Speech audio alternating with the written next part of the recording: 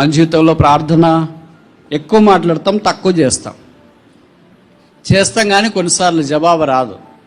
ఎందుకు రాదు? బతుకు బాగలేదేమో. ఏ నోటితో ప్రార్థన చేస్తామో ఆ నోటితోనే దూషిస్తాం, ఆ నోటితోనే అదేంటి మంచినీళ్ళు వస్తాయి, ఆ నోటితోనే ఉప్పు నీళ్ళు కూడా వస్తుంటాయి. ఆ నోటితోనే చక్కగా మాట్లాడతాము, ఆ నోటితోనే కాని మాటలు పలకటానికి ప్రయత్నం చేస్తాం. ఆశీర్వాద వచనము, శాపవచనము ఒకే ఊట్లో నుండి అలాగొస్తాయి. బయట రావట్లేదు, మనకు వస్తున్నాయి. బయట ప్రకృతిలో అలాగ జరగదు. మంచినీళ్ళు ఊట అంటే మంచినీళ్ళే వస్తాయి, మంచినీళ్ళు బావంటే మంచినీళ్ళే వస్తాయి, ఉప్పు నీళ్ళు బావంటే ఉప్పు నీరు వస్తాయి. మరి సంఘములో అలా కాదు.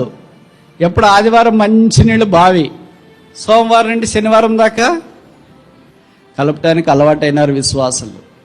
లోకము పరిశుద్ధత కలుపుతున్నారు, యేసు ప్రభుని సాతాన్ని కలుపుతున్నారు, పాపాన్ని ఈ దేవుని యొక్క వాక్యాన్ని కలుపుతున్నారు. అన్నీ కలుపుకొని తినాలని వాళ్ళు ప్రయత్నం చేస్తారు.